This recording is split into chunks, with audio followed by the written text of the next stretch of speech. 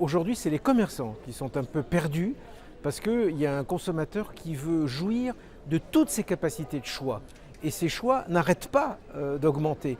En particulier parce que comme la crise est là, on parle de déflation, ça veut dire qu'il y a beaucoup d'enseignes commerciales qui se font la guerre les unes les autres sur le prix, mais il y a aussi évidemment l'arrivée de nouvelles formes de commerce.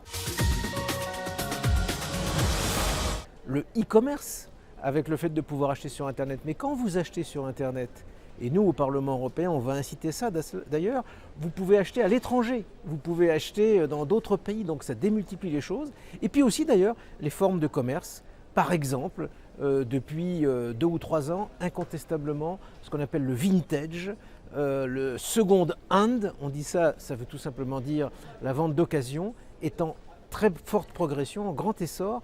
Et ce qui peut apparaître comme contradictoire chez un consommateur qui va acheter un produit de marque très cher et puis qui va acheter un jean d'occasion dans une friperie, c'est au contraire une ouverture du champ des possibles. Et pour le consommateur, surtout chez le jeune consommateur, ça définit des stratégies d'optimisation de son pouvoir d'achat. Et moi je dis pouvoir d'achat avec tous les sens du mot pouvoir. Pas simplement le pouvoir économique, mais le pouvoir aussi acheter et jouer un peu d'ailleurs avec le vendeur.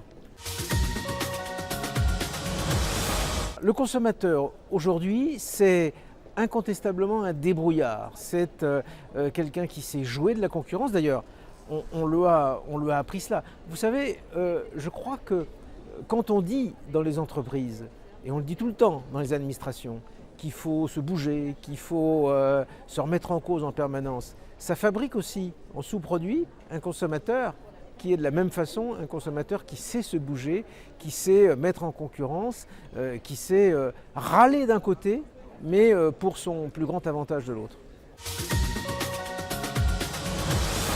Toutes ces nouvelles formes de consommation qui arrivent sont des opportunités et sont des dangers. Ce sont des dangers pour la protection des consommateurs.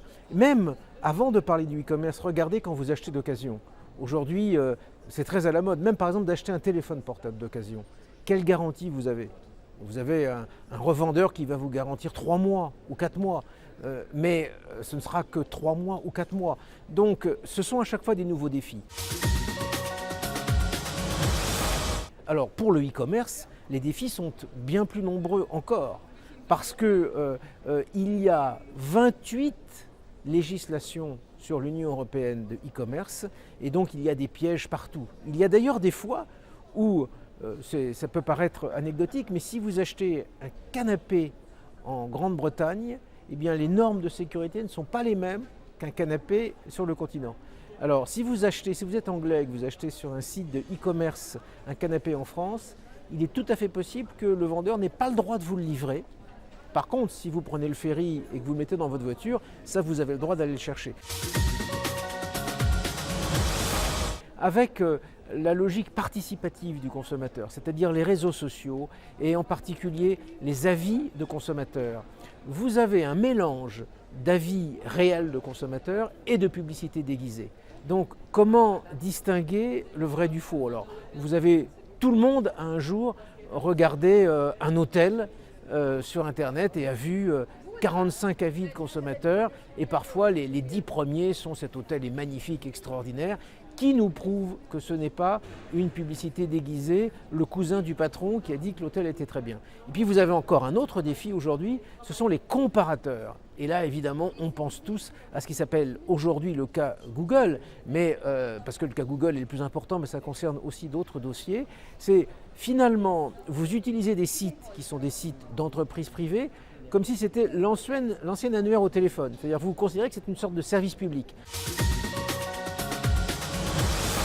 Donc vous voulez par exemple un coiffeur et vous allez taper coiffeur sur un moteur de recherche. Mais il se trouve que ce moteur de recherche, parce que c'est une entreprise privée, peut très bien avoir passé un contrat avec certains coiffeurs et ces coiffeurs-là vont forcer le passage. Et par exemple, même si vous demandez un coiffeur dans tel quartier proche de l'endroit où vous habitez, on vous en proposera peut-être un qui sera plus loin, mais qui aura payé le site en question. Alors là, au Parlement européen, ce que nous voulons au minimum, c'est qu'il y ait une claire distinction entre l'information commerciale, c'est-à-dire qu'il faut qu'il y ait un pavé à part où le consommateur comprenne, parce que c'est pas interdit de faire de la pub, hein, évidemment, mais ça s'appelle de la pub. Et il y a souvent de l'information utile dans la pub. Mais la pub d'un côté, et puis l'information, j'allais dire, objective de l'autre.